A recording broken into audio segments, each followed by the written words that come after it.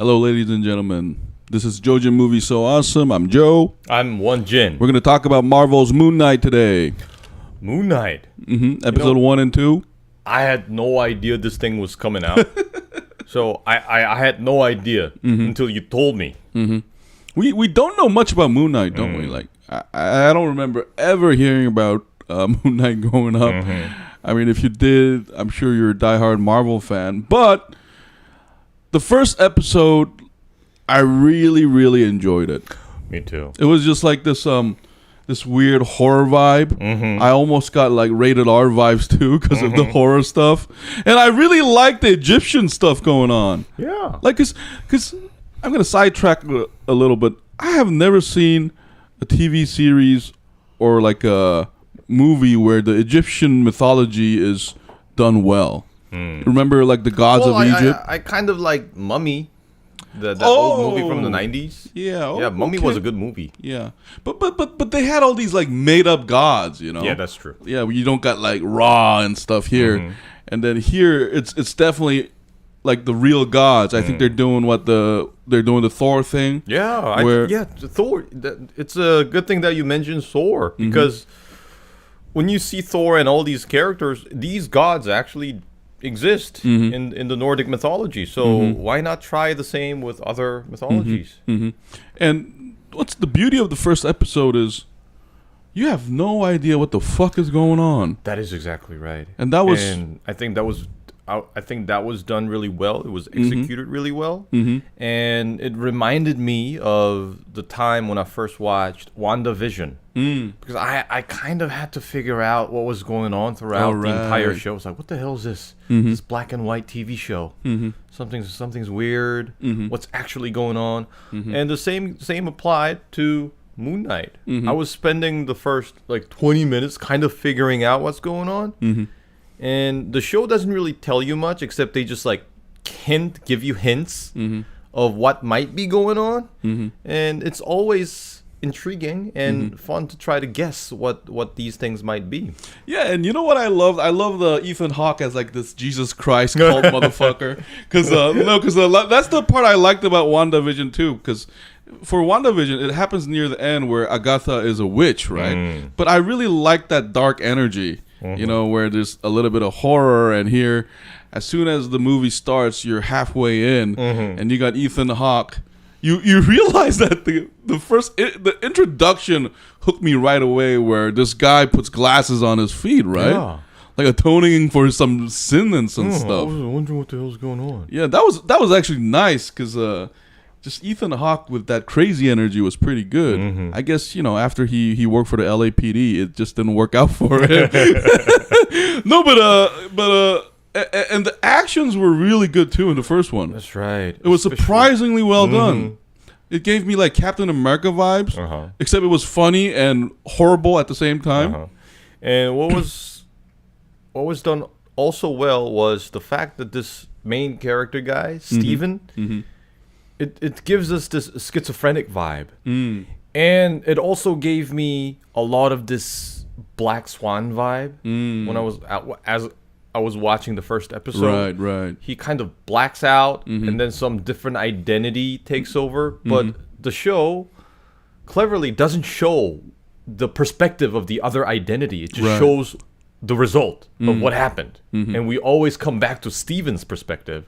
I thought that was really interesting. Because I think they can make some other episode with, what's his name? Marc's perspective. I think that's going to be fun. Well, because we got to jump to episode 2 on that. I agree in spirit, but I think the episode 2 was a little bit like when it turned back to Marc. They kind of gave so much information dump. Yeah, it totally like up to the half of episode 2. I really liked it because that mysteries thing was still going on, and I especially liked the part where Steven and Marc starts interacting more through the mirror. But then you get this whole dump about the Khonshu and you're his avatar from like Ethan Hawke with this weird hippie / occult like fucking cafeteria. Here's a lentil soup, motherfucker. And then like it happened too fast near the last 20 minutes. That is also something that I didn't like, and I think something that could have been improved, but we'll have to see what unfolds later in the show. But we have to remember that the reason why WandaVision was so brilliant was because it took time, just the right amount of speed and pacing to unfold what was actually going on. But things, like you said, unfolded a little bit too quick in the second episode. Not just about Mark and what's his name? Steven. And then Layla, also, too. Yeah, like also his girlfriend, and also Ethan Hawke. Yeah, they told us about the beetle thing too fast, too. Yeah. Like, and you know what I'm worried about, though? Like, I think WandaVision, and to some degree Loki, has been the exception to Marvel's formula. But they still follow the Marvel formula, but they do it in a very, like, slightly better way where we can forgive it. But you have to remember, every other Marvel's problem is like the first half is always intriguing, and then suddenly it's like a deep, like a goalpost is right there, and kill the villain. Let's form a fucking Avenger. All right, it's not important. Okay, those dark elves, fuck off. You know, those frost giants, they're never coming back. Don't worry. You know, so there's that problem here already where I feel like, you know, this whole, like, I felt like the second episode should have been like the first episode too, where Steve freaks the fuck out. Yeah. And then maybe at the end, you know, we get to like meet Layla for the first time, whatever. But you know, but like you said, we don't know how they're gonna do it yet. So I'm just saying that's my first impression. So if they unfolded all this, just in second episode, I'm hoping that they have more surprises to show us. But so far, episode 1 was super intriguing. But the second episode, it was not the best work, because it's quite ironic, because in the first episode they took so much attention and detail to make sure that we kind of try to guess what's going on, and they try not to tell us too much detail because it's going to take the steam out of the whole thing. But in the second episode, they just kind of gives it up. Yeah. And you know, but let's get back to first episode though. Like, my favorite part was the statue guy. Oh yeah, the guy in gold. Yeah, no, I was hoping he would say, "Shut the fuck up! Shut up! I don't know you, motherfucker." I was hoping that happened, but the second episode has him like getting annoyed when he hugs. But no, but I and what'd you think about the accent, like Oscar Isaac's? You know, I think we should also talk about Oscar Isaac. Yeah, because I always regarded him as a brilliant actor. Yes, he is. And his accent, I think I don't know, maybe it's because I'm not British, but I thought it was pretty convincing. No, but like I was confused because I thought definitely that it was a fake British accent, to be honest. So, but after watching like near the end where Mark starts talking, right, because he's American, so it makes sense that Steve would have a very, you know, not original British accent because he's faking it, right? Like, because Mark happens first, we assume, and then Steve is the latter like new version, whatever. So that was kind of interesting. But I fell in love with the British accent once it got to the second episode. Yeah, because like Mark and Steve feel like completely two different people. I don't know, but because I know that Oscar Isaac is American, maybe it kind of makes me second guess the whole thing. It's kind of like watching Natalie Portman in V for Vendetta. I mean,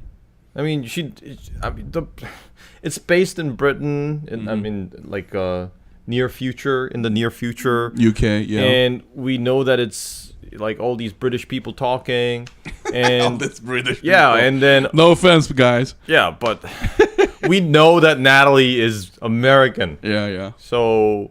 Okay, maybe. Oh yeah, I didn't think about that. Yeah, but it did, of course, I'm not saying it bothered the flow of the story. Like you said, it didn't really bother me. So, it was genuinely funny when Steve turns into crazy Colonel Sanders, that white suit, and then he fights.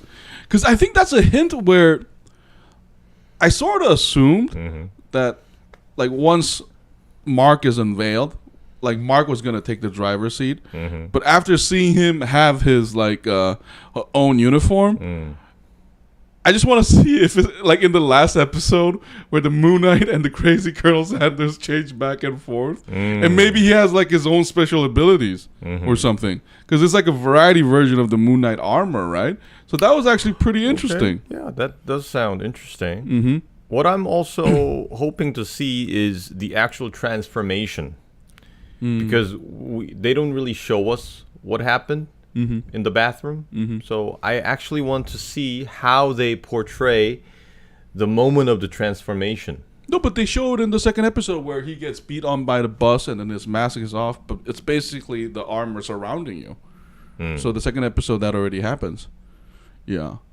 But what I would like to know is what the contract between, Khonshu and the Moon Knight is.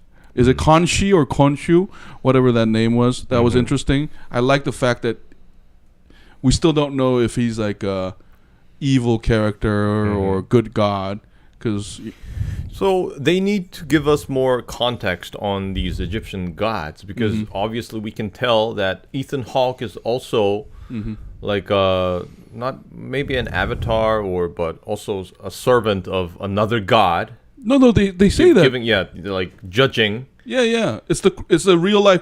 I forget the name, but it's like a crocodile knight. It's like the Egyptian version of like the Hell Eater. Like it's like a mouse. So what I'm wondering is, what's the deal between these gods? Do they have beef or what's going on? So are they going to tell us the story on this, and how are they going to do it?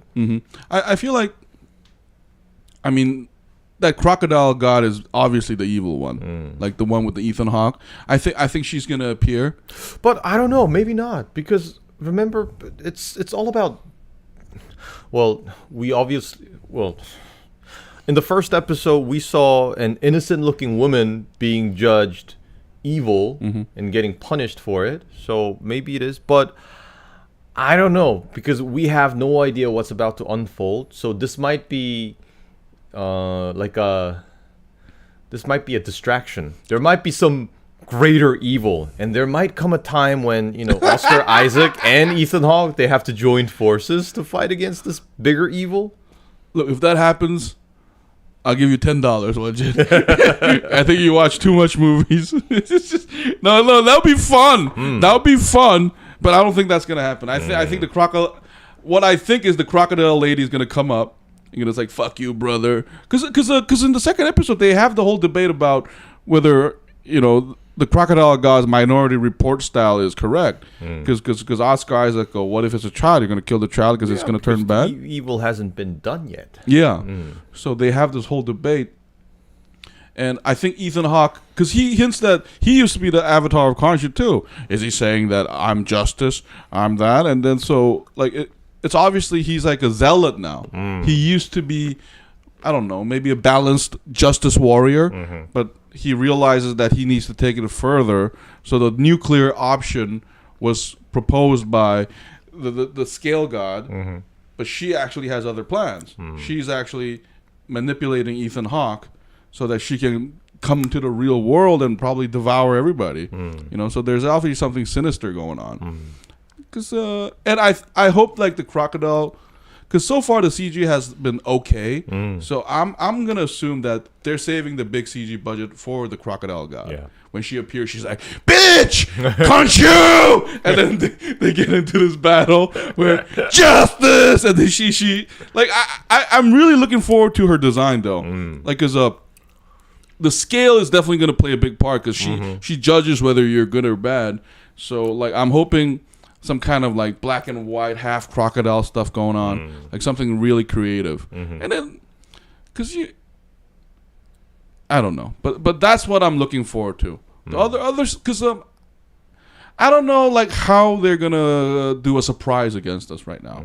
Maybe like you said, so what you said is maybe there's a bigger villain, but maybe there's another good guy who's gonna join us then, like on near episode 4 or 5, where maybe it's Blade, as they say, or one of those guys from Captain America. Or what was it? The Black Knight or something? From the Eternals? Jon Snow? Yeah, from the Eternals. Who knows, though? I don't know, though. I think they're going to be really careful about that. Because we're not sure yet. But But all of this being said, I'm worried that the crocodile lady is going to be like the crocodile god is going to be like a one-time thing already. And Ethan Hawke, well, if he reappears, that'll be awesome. But I don't know. But so far, it would be a shame to see him just go after this one show. But that happened with Thor 3, where Kate Blanchett was so awesome as Hera, and then she just, I think it's like, I don't know, like Oscar caliber actors as villains. I had so much fun. Now I'm gonna fuck away and do some other movies. That brings up Oscar Isaac again, because I remember him as the Apocalypse from X-Men. He was the best part of the movie. They should have had a stronger script on that one, because see, that's another good example. Come to me, child. Yeah. No, the first hour was awesome. Like, I loved everything about like the introduction. Yeah, when the intro was pretty damn awesome. You know, when these rebels are trying to destroy the process. Like where Apocalypse finds a new body, and I love like his 4 horsemen. Yeah, and the CG of the pyramids and all this their rites and stuff. Yeah, that was pretty awesome. That was. And I like the fact that it was also based in Egypt. Yeah, and then, you know what, I like the recent one with Jaime Lannister and Leonidas, the Egyptian gods of Egypt. I like the action scenes and like the character designs there, actually. I just didn't like the plot. But here, if you can bring that energy. Oh, now that you mentioned it, like maybe near the end there'll be like this whole like Egyptian pantheons coming up and thanking the Moon Knight or something. Thank you, child. But I love the design of Khonshu though. Like he's like evil. He's so big. Yeah, that's what I like about him. I love the part where in episode 2 we see a glimpse of him, and then Steven starts running and he's chasing you. Yeah, and he's getting closer and closer. That's got the horror movie vibe. Yeah. I like the fact that he keeps calling Steven the idiot. You fucking moron. I like the voice of Khonshu. He's so calm. And no, sounds so wise. Isn't he that Mozart actor guy? Mozart. He was in Mozart. He's the Scarface, the guy that gets hanged in the helicopter. I think it's that actor. I don't know. Like the voice actor is a very famous actor. I saw it in the credit near episode 1. I just can't remember who it is.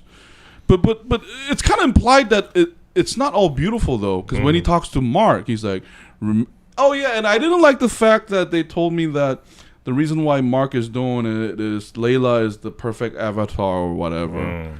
Like, cause yeah, like we mentioned earlier, they're revealing too much too soon. Yeah, like I don't know who Layla is yet, and it was just we don't love Layla enough to know that yet. But that was just.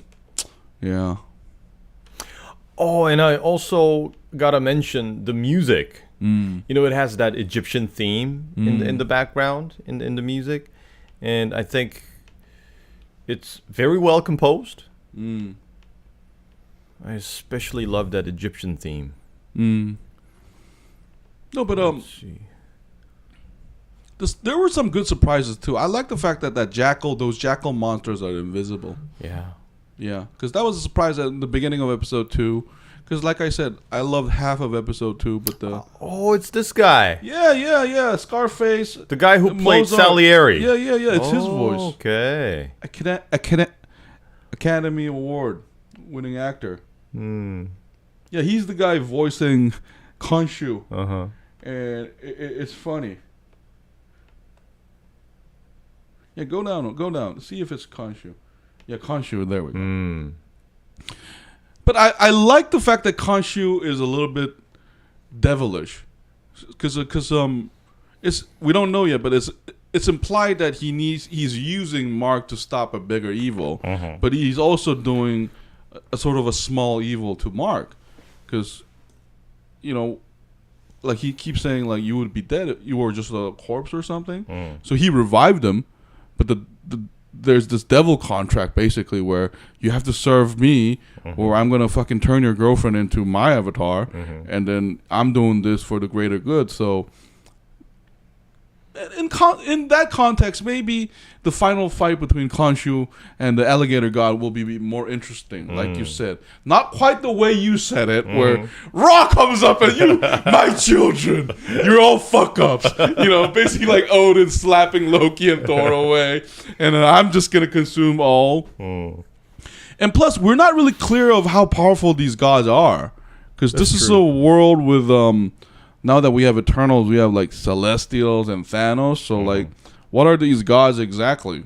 Like, and what are they? They're Earth. Maybe they're like Earth deities or something, like pseudo gods, like mini gods.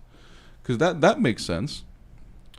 Because, and I like the fact that they don't have like full power. That's like that. The myth of the Cthulhu thing going on, right? The old gods cannot have like real power because they're like sealed or they're gone or whatever. So they need human beings to exact power. So talking about that devil contract thing going on in the show, it also reminds me of Spawn. Things like Spawn, because when you watch Spawn's also he's supposed to be dead, but he. What does he do? Does he also sign a contract? Yeah, because he's supposed to lead like so he becomes like Hell's an officer Legion. in the Hell's Legion. So his title Spawn is like it's like an army officer, and he needs to serve that devil, but instead he's got other agendas of his own. Because. No, that's such a good comparison. I think Spawn, I think Moon Knight is another one of those Marvel movies / series that take everything that happened before, like Moon Knight. I'm sure is an old IP, but mix it up in a good way. They're very good at that. Because like the first episode is especially good because it does the comedy, horror, action balance so well. It's really difficult. And it doesn't really explain much. That's what keeps us intrigued, because we're just keep trying to guess what's going on. He fell asleep for like 3 days or something. He misses his date. He changed himself to his bedpost. He pours sand around the bed, and we just kind of figure out what he's trying to do. No, but I thought that was so stupid because, like, let's say you fell asleep and then you're Marc, right? You carefully remove the bandage. You carefully tiptoe out of the sand, and you get the fuck out. What are you talking? Like, how do you think? Like, I didn't understand the logic. And then you come back inside, and you carefully repave the door. That didn't make sense to me. Like, I wanted to tell Steve, "Hey, man, you can't stop it." Or can't he just get one of those security cameras in his house? Oh, I thought about that too. Like, just watch the footage, and then. And then if it's like cut off, someone's fucking with you. But it was such a. I mean, it was after the fact though. Like I like the paranoia thing going on. Oh, and I love the fact when Layla comes in. For the first time to the room. I like that part. Where they're sharing that like Egyptian, like their knowledge about Egyptian language and stuff. That was intriguing until they gave us the explanation 15 minutes later. That was actually interesting. I was like, who is Layla? Is she like a mercenary like you? Yeah, and we also need to play that guessing game. It's like, so she must have worked with Marc and collaborated on some adventure looking for this scarab, and obviously she has vast knowledge of the Egyptian mythology and their culture and the language and blah blah blah blah blah. No, and that's good. And it was fun because Layla tells Steve that everything you say you love is what I love. So like, if Marc is like, let's say the original, right? That's what we think. Maybe he made the Steve personality for his love. So that was actually an interesting angle going on there. Like maybe like. And another, like, there's still ongoing mysteries too. So like, I love the fact that Steve and Marc is like completely polar opposite personalities. Marc is this assassin. Marc is like the badass, no conscience, kill to get anything. I mean, use any means necessary to get the mission done. Steve is do anything to survive. Oh my God! Oh, sorry, Jackal. Would you like some tea? And they're like, no, that was so. Now I'm kind of hoping. I know this is not going to happen, but if there's a third personality, I would love it actually, like to make it even more crazy. But I don't think it's going to happen. But because I think it'll be fun if they play. Because now we're looking at like Jekyll and Hyde, right? So it'll be good near the end. If they can coexist, that would be beautiful. Like that would be a surprise. Not some identity wins or whatever. Like both happen to be true. Because we kind of get this feeling that Layla actually likes Steve more than Marc. Oh, that motherfucker, that brutish fucker. Oh, so intelligent. Oh, Francois. So like we get this. I don't know if it was just my interpretation, but I felt like Layla was kind of vibing with Steve more. Like Marc is just a piece of shit asshole, whatever. Oh, here, sign my divorce paper. Now fuck off. It'll be so funny. This is not gonna happen, but it'll be so funny if they were making love and Layla was like, "Can't Steve come out?" Marc, just fuck off. That would be funny. Not gonna happen, but it would have been better if they hid all this identity information on this identity like until the end. I mean, in the end, and we come to a point where Steven needs to disappear forever. He needs to go. Oh, that's another. And then Marc reveals the truth. You are nothing but a made-up personality, and blah blah blah blah blah. And Steven goes into this complete shock and despair. And it's also kind of like a shock to us, just like what WandaVision did to us. It's like this whole thing is like made up. It's under my control and blah, blah, blah, blah. I've been doing this because of this. So whatever the surprise was, basically what you're saying is, I think this series have 6 episodes. Maybe near episode 4 they do this. You know, where there's a complete surprise and we get to that like flashpoint really quickly. But I'm a little bit worried that this is going to be more like Hawkeye. Like, you know, because Hawkeye had that surprise of Kingpin coming out, right? So maybe... And they completely wasted it. Yeah, they wasted Kingpin. Maybe he's alive, but here, maybe like you said, they're going to drop a character near episode 4. But, who knows? I would like to see more Egyptian gods, though. Like, because, basically you can make a whole Egyptian squad now. Because if every god has, like, an avatar, and they're, like, Justice Warriors, whatever... Maybe that will happen near the end where they're going to kill the crocodile like god together or seal her back. And we don't even know if you can kill a god right now. That's true. Yeah, we don't know. Like, because remember, for even like the Asgardians, like the royal family is really difficult to kill, aren't they? Like it takes like a uber power. Yeah, like Thanos. Yeah, maybe Thanos. Just like break a Loki's neck. Snap his neck. But Moon Knight. So it was a pleasant surprise. I wasn't expecting this, but it came out. You told me. I watched it. Okay, interesting. But what I am looking forward to knowing is like Moon Knight's power level compared to like other heroes, though. Yeah. Because I get no context of that here. You know what I mean? Because there's no yardstick to compare this whole thing, and it has shown us so little. We just saw, that Moon Knight just beat that poor dog to a pulp. That's, I don't know if it's a poor dog. It's an evil jackal from hell. It's like that. You know the movie Scorpion King. You know they had those jackal guys, right? They're serving the death. They're like basically like a bad symbol in Egyptian mythology. So you just beat the dog, and that's pretty much it. No, but but I liked it though because like, you know, when Moon Knight comes out, he's like. He's getting covered in armor, right? But the first thing he does isn't like some moonbeam or whatever. He beat the shit out of you. It's just like Captain America with. It would be cooler if this is R-rated. Like again. Moon Knight's got that moon-shaped. What's it called?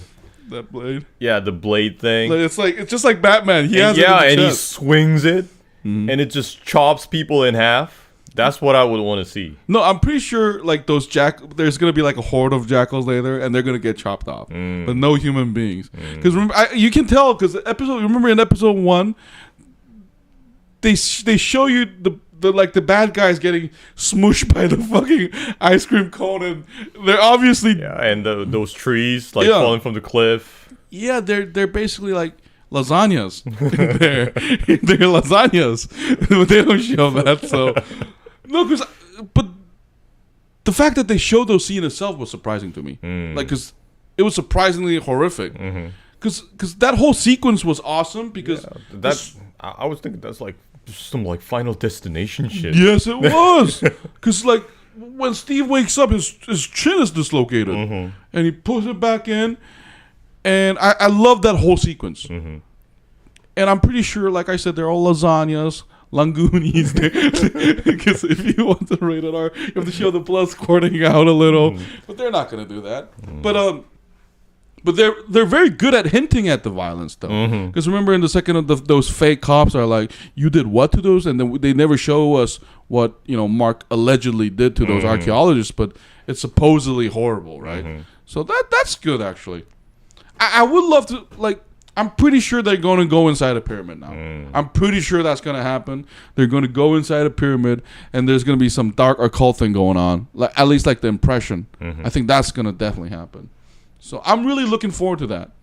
I mean, it doesn't have to wow me, but if you're going to tap into the Egyptian stuff, I wish they would go crazy. Like, go crazy with it. Agreed. Anyway, anything to add, Won-Jin? Well, I think we'll have to see the 4 remaining episodes. 4. Yeah, I think we should probably do another review after watching like the whole episodes series 3 and 4, and then kind of guess what might happen in the end. Oh, sure. And I'm hoping to see those other supposedly collaborating characters like Blade. I mean, this would be a great chance to introduce the new Blade. Because we already know who Blade is. I mean, not the kids, but we do. Won-Jin, I used to like those like hype things, but after watching WandaVision, that's gone. Because you remember they had that Quicksilver, right? They try to mess with us. Now I'd rather they give a like post Iron Man, Captain America, Thor. Thor is still coming back, but who are we rooting for? Like, I would like to see, like, maybe Loki. Okay, maybe Loki. But I would like more three-dimensional individual characters going on here. Like, I don't need new characters. I mean, this is a new character, but if you're going to delve into Moon Knight, I would like to know more about Moon Knight. And I like the fact that they're going with gray here. Because it's obvious that Mark/Moon Knight/Steve is a very gray character. I like that. They do some ugly shit as well. One thing then disappoints me is the fact that they have so few episodes. 6. Because remember, shows like Daredevil, they take time to kind of show us about, to show us who Matt Murdock is. And they take like tens of episodes and couple seasons to give us a more complete picture of Daredevil. But I think Marvel, same goes for Hawkeye and all these other shows. They're just kind of testing. They just keep testing things out. Well, maybe that's true, but I also think you have to remember, besides Jessica Jones and Daredevil, all the other like Iron Fist and Luke Cage, I felt like it was too long. So I think the rule of thumb is if you want to go long, you can go long, but you have to justify it. I think that's like Marvel's message to the creators or whatever. Because I feel like, if you're gonna go long, it better be entertaining. But the beauty of Daredevil was, I think that and Jessica Jones were the only ones where I really enjoyed the whole 10 episodes or whatever. I really there were some slow moments, but overall everything was justified. We get to love Jessica Jones and Daredevil. But Luke Cage, like in the middle, like I was bored the fuck out. Like even for Iron Fist too. Like the writing was just not there. And so I think here their formula is, when in confusion, just shoot a pew, and then just we got the budget and then just go for it. Because even Loki, I felt like was the right length. Was that 7 or 8 I episodes? think it was 8 episodes. It was, Yeah, but it was a 8. little shorter though. And WandaVision, isn't it like 30 to 40 minutes per episode? But like WandaVision is like the only perfect series for me so far. Like in this new Marvel TV series, like WandaVision, there were never a boring moment for me. Like even in like the slow pacing moments, because there's that endearing mystery of what's going on. And it also escalated the entire series in a very consistent manner. Yeah, no, like that series was so successful. I'm definitely gonna watch the Multiverse of Madness now, because I want to see what Wanda does. Like, because you have to remember, she got so angry that Vision died that she basically could do 1-on-1 with Thanos. Now she's crazy fucking angry. So what the fuck, Strange? Fuck off! You know, because I like the idea of because I think we talked about this in our Korean podcast. Like, she's like a Hulk, except the difference is like Hulk has no control over her anger. Yeah, she's just accumulating it endlessly, like to godhood, like where she can just squish a fucking because Thanos is basically like a celestial, right? Like crush him to death. So like this, like Strange is a joke to him. That'd be funny. So that's why I see now we have to get back to Moon Knight. That's why I want to know your power level, because Captain America is a good example. He's like probably the weakest out of all of them, but his moral compass and his leadership kind of. I think we have Hawkeye, and what's Black Widow. Yeah. Oh, I'm sorry. I have to rephrase. Like the main Avengers. No disrespect, but that just happens to be true. All of y'all are basically sidekicks. Yeah, but so Steve Rogers, his powers are compared to these other heroes very somewhat primitive. It's just brute force and good heart. Oh, but now that we talk about like power, like I would love to see like Moon Knight having the ability to summon Khonshu in the real world for maybe 10 seconds. Like that would be awesome. Like in fight, remember we were talking about King of Fighters, right? You know, where like they can't really come fully, but they like if Marc goes, for like 10 seconds, Khonshu can come up with a scythe and then just like you said, like slit all the humans and slap them around. Yeah. Like a reverse happen.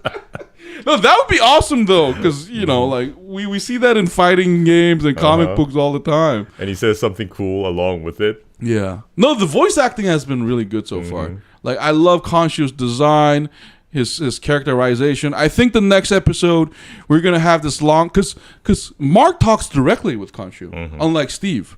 So I think the next episode we're definitely gonna have a back and forth between Khonshu and Marc about what has been happening so far and why they are in Egypt. You know, because that's I would like to hear more from Khonshu, and then maybe he'll tell us about the time like Ethan Hawke used to be his avatar, but why he went crazy, etc., etc., etc.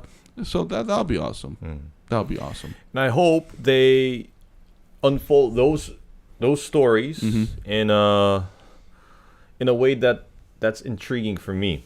You have a strong, like, definitely you want some more. Yeah. So far from Marvel, right? So it's not just about what happened, but it's about how they tell me what happened. Yeah, that has been sorely lacking though. I honestly felt like the Daredevil like TV series did that better.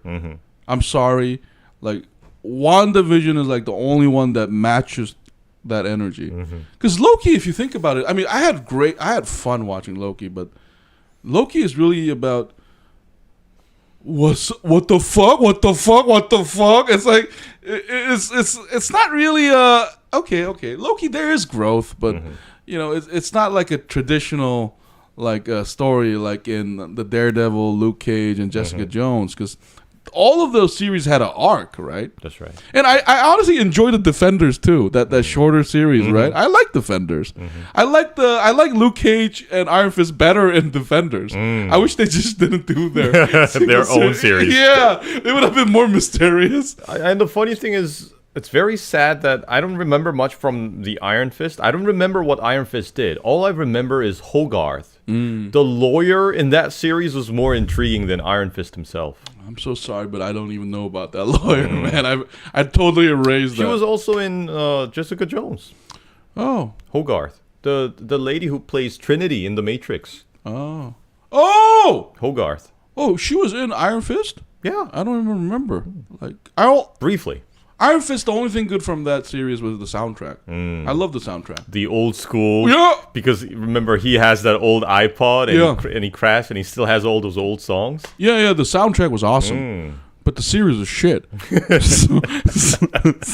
I mean, I felt bad for the actor because I really liked him in Game of Thrones. Because he plays until... what's his family name? The Rose family. Tyrell? Yeah, Tyrell. Yeah, Tyrell's. Yeah. Loras Tyrell. Yeah, Loras Tyrell. He was a okay character in Game of Thrones. And that Luke Cage actor is awesome. He's like such a perfect like actor for the role. Except, near the end it just gets so boring for Luke Cage. True. And I also like Daredevil's love interest, Elektra. Ah, that's right. Yeah, she should be in this series because I think it kind of matches with the theme of the whole thing. She also came back from the dead. Yeah. And that actress, I'm pretty sure she's like French Algerian or whatever, but they're like she would fit perfectly in like an Egyptian theme thing going on. No offense, this is not like a racist thing, but like just like that, in The Mummies, who's that guy that leads the rebels with I don't know. There's that actor who always play those kind of roles. Yeah, he's awesome. But so far, how would you rate Moon Knight episodes 1 and 2? I don't know. It's hard to like actually like. I'm gonna just rate the whole thing. Like I would just say like I said, the first episode was fascinating. It was fascinating until the end, like where. Mark, Steve, give me the money, and then the Moon Knight just comes to the screen, right? I was like, oh fuck yeah, and then the second one kind of like it sizzled down, and then and then at the 25-minute mark it was like what the fuck? Like I hated the ending where we're in Egypt like right away. I'm like fuck you, because I'm a little bit worried because Mark had this like a bourbon or whiskey in his hand. Oh, are we doing that? I don't know, but it's also because I feel like Mark is gonna be like a completely different character than Steve, and he's gonna be like a drunk asshole who doesn't like his job. But Steve, because remember, Steve is very optimistic. Oh my God, kid, do you know what that Egyptian shit is? Like the kid obviously doesn't give a fuck, and then like I love because I love. And he's getting bashed by his boss, and he's always trying to stay positive. Yeah, no, I love the scene where he's like, "Oh, this has like 9 inches in God, but did you know there was 13?" And the boss like, "I don't give a fuck."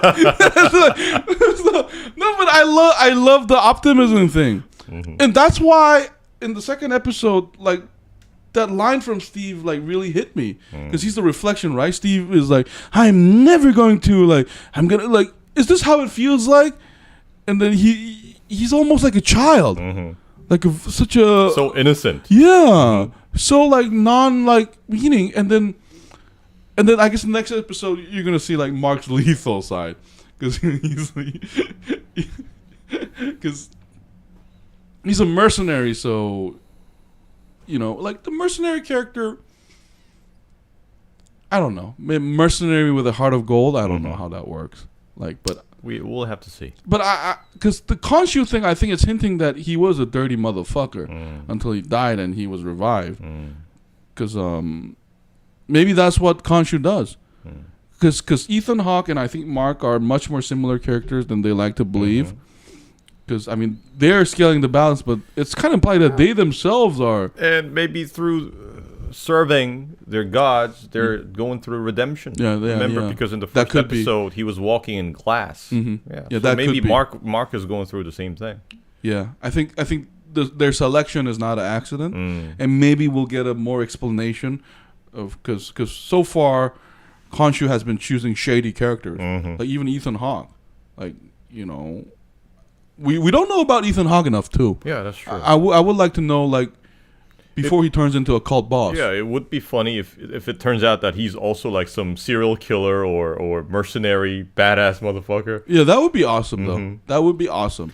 So, he's always trying to be like very calm and composed until like he loses his shit. He loses his shit. It's like, all right, motherfuckers, and he takes his robe off. That would be so funny. Like, fuck this staff. Give him by the gods. Hold that crocodile god. I got this. And then pass me my M4. Where the fuck is it? When he turns it off, there's like this like badass like balance scale tattoo with like fucking crocodile tattoos, and he does the fucking Mortal Kombat thing.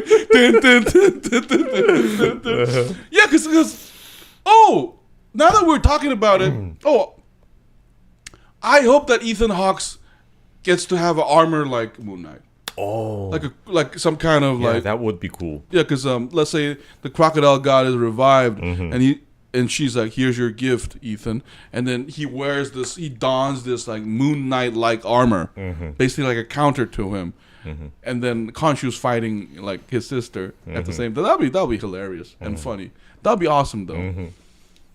Because so far you have to remember, like every Marvel formula is the good guy and the bad guy are basically like mirror images, right? And then that's not necessarily a bad thing, but I hope they do it in a right way. Because Captain like Red Skull, yeah, Super Soldier, Iron Man, Super like Iron Mongol, Thor, Loki. So here, I don't know. Yeah, I wouldn't mind if it's done right. Like you said, I think you said execution, right? Yeah, execution is everything. Yeah. And I'm hoping that they would have more flexibility and freedom over the production because, COVID situation is kind of tapering. I feel like that's what happened with the first episode. That's what was so awesome about it. Like, you can tell that it's had a lot of different locations. And then another like encouraging thing like for the series is that it's not an IP that's well known. So I think they can actually do more. And I think looking back, like that's what Eternals was too, right? The final result was so-so for me, but at least they tried something new. So here, I guess they might do something new, and that's not such a bad thing. Yeah. Anyways, I've always been intrigued by characters like these, Moon Knight. I always liked characters like Ghost Rider, Moon Knight, Spawn. Man, they should redo Spawn. Like Spawn everything was perfect about that movie except plot. And it was too short. The character designs were awesome. I still watch the clips of that scene where Charlie Sheen's father is in there, right? Like the casting was perfect too. And I think it was kind of ahead of its time because I remember this. Do you remember the scene when Spawn is riding on his Kawasaki, the motorcycle, and then he kind of becomes one with the motorcycle and he like armors it up? Yeah. That was badass. That was a good scene. The hell fight scene was really good too. Yeah. So I hope they also make it into a TV series. Well, not TV, but like these new streaming series. Because they're gonna have much more freedom and the time to tell us the story that we know of Spawn. Because remember, the animated series was much more comprehensive. It was. Yeah, the movie was way too short. And Spawn has like that. We like it a little darker. We definitely that energy. So I mean, Marvel, I think they're more careful in that aspect compared to Sony. Because I think Sony and Warner Brothers can take more risk because they got less to lose. But Marvel is just like at the top of their game, basically. So they may or may not do it. I could tell that they know that they can lose because of what they've done with series like Fantastic Four. Remember they tried another one. They might as well, right? Yeah, here you go. One more, why not? If it works, it works. If it doesn't, well, forget about it. Yeah, we have a bunch of movies you never heard about that just breaks even anyway. Might as well just throw it in there. But anyway, if you like Moon Knight, tell us why you liked it. Did you hate it? Please leave a like. And if we missed out, some background knowledge on Moon Knight, if any of you know better than us, please leave it in the comment because we need a lot of explanation. Yeah. Please, we don't know much about Marvel lore. If you know better, please, put a reply, and we'll just definitely follow up with you. Anyway, please leave a like, subscribe. My name is Joe. I'm Won-Jin. We'll see you next time. Bye-bye.